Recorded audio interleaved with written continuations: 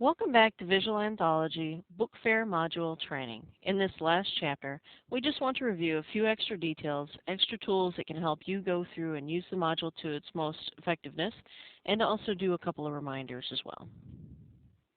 I'll go back to our sales menu and go back to Book Fairs. We've been using Book Fair number 5 to do quite a bit of the training, but as you can see, I have a few other different book fairs out there in various statuses.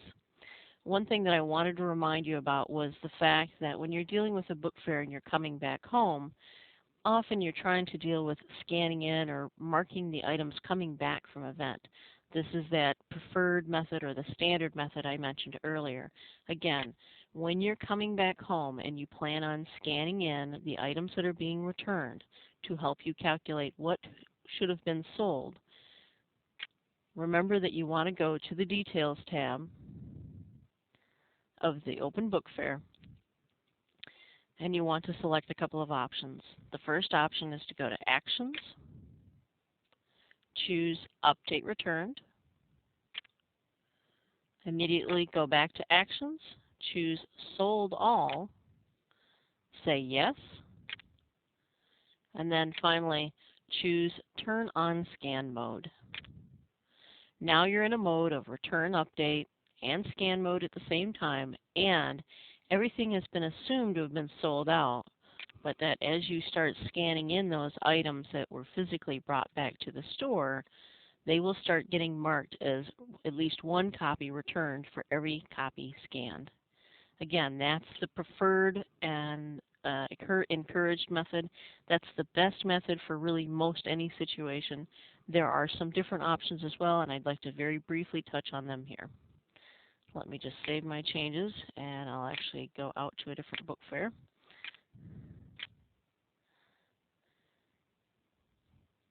Perhaps you are doing things a little bit differently. Perhaps you didn't sell very many at all, and you want to just go in and mark the one or two that sold and mark everything else as having been returned.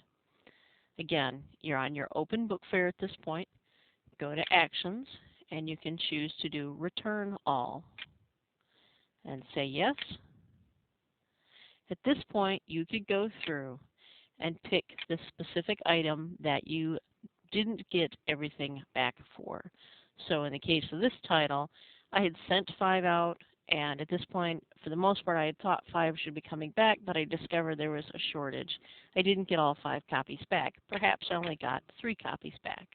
You can see that by reducing the amount returned here, that automatically the system is going to calculate the 2 sold.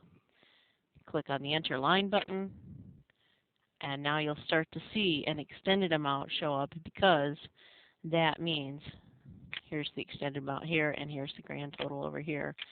This extended amount shows up because 2 copies were considered to be sold. Now, every store has a different policy.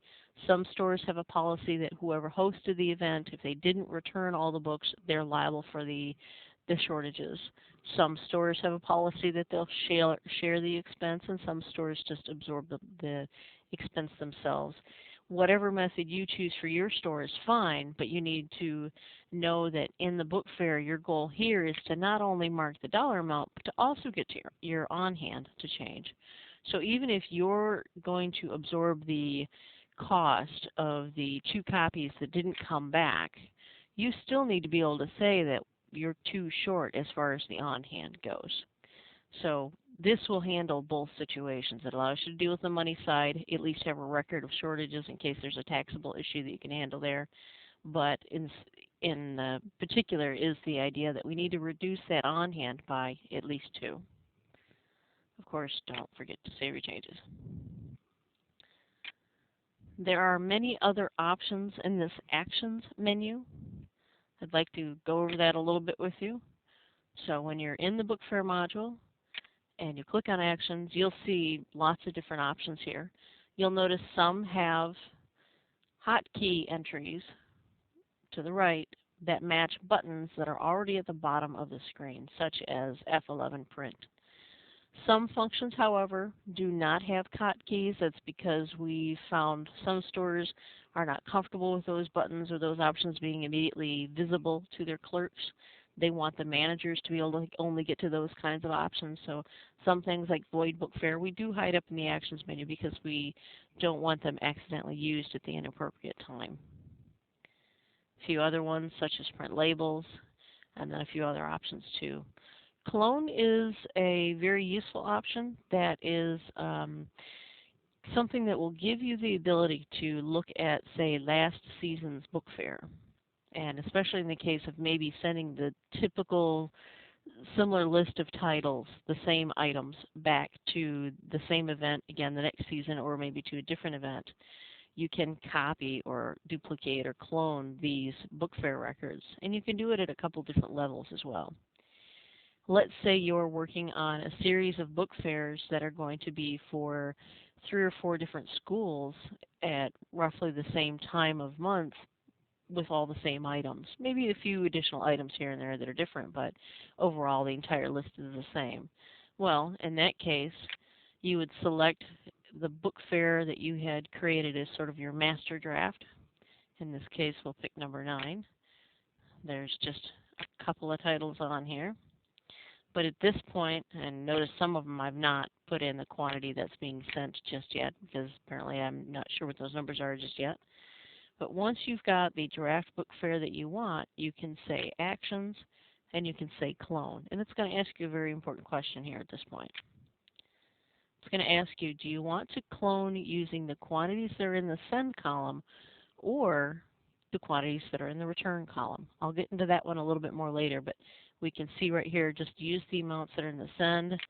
I'll end up with book fair number 10, and now that has the same quantities and same titles as the master draft did. Clone, on the other hand, for using it to copy the amounts returned, is a really good option for when you're taking one very large group of books and you're going to be sending from the end of this one fair to right out the door to the next one and so forth. So some people call that a rolling book fair. They just keep adding books and keep piling them on and just keep sending them from one fair to the next and so forth. Using the returned option, you could have started early on in the season creating one very large draft book fair, and maybe you've cloned it from something else, but create one very large book fair. You'll send it out to the first event, finish that up, and then you want to take the books that physically came back from the first event, and you want to actually put them right back onto a brand new book fair. So to do that, I'll go back and I'll find a book fair that I've previously completed. I'm going to check all and do set. And let's see, let's pick number 5 here. Number 5 is where I recorded the fact that some were returned and some were sold. Notice that I'm on the update record. Again, book fair number 5 is complete. I had 2 actions where I did some sort of history. Those were batches, I believe, that I posted to create an open book fair. And then at some point I finished the book fair by marking those quantities sold or returned and taking tenders. So this update record is really just a historical record of some of the history throughout the order itself, throughout the book fair. And in particular, the update status shows us things like how many were sold and how many were returned. In order to do the clone where I'm sending everything that was returned from one shop to the next, I do want to go to that book fair and choose the update record, and then go to my details screen, or actually I can stay just here and go to the actions menu and choose to do clone and use this return option. So I've got the book fair selected that I want. Again, the book fair has this update record, which is a record of those items that I did sales and I marked as sold versus returned in this completed book fair. And I want to clone this. So I'll go to Actions, I'll say Clone. And this is where I'm going to choose Clone it using the quantities returned. That'll create a new book fair, at which point This is a list of all those items that had return quantities, including any item that wasn't returned but was on the original, just in case you do want to add a few more stock items and send them out to the event.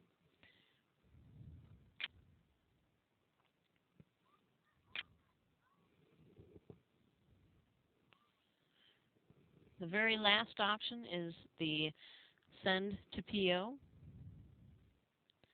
This allows you to pick the items on a draft book fair that perhaps you've built a draft book fair for a school and you're sort of working out the details of what exactly they want and how many. Once you've finalized your draft book fair to the point of these are going to be the titles I'm going to need to order, you can go to your actions menu and you can say send to PO and then pick the purchase order that those items need to go to, so you can then order them and have them in stock to fill your book fair. The very last one, batch entry mode, is something we went over earlier in creating brand new brand new draft book fairs, where you had maybe 3 or 4 different workstations all wanting to add to one large master book fair. So that's in our previous chapter. There is one last part that I wanted to show you, which has to do with getting information, things, being able to print reports and so forth. If you go to the List tab on any book fair, on the Book Fair module, you'll see there's a whole list of options. You'll see all these different statuses if you're set to use the All option. This shows you a history of all those items. So if you say look at the update record for Book Fair number 2, this is a record of what was done on this particular book fair. In this case, on this date, we said 3 copies were sold and we took a check. You may want to be able to print out an invoice for that. So if you just do F11 print, you can choose, in this case, I probably want a sales invoice. We'll choose to sort it by the SKU, and we can preview it. So here is a new or a reprint of a pre-existing book fair. Maybe I need to send the school this other copy of a book fair invoice. One last thing when it comes to doing reporting, which is an alternative area, it's the reports menu.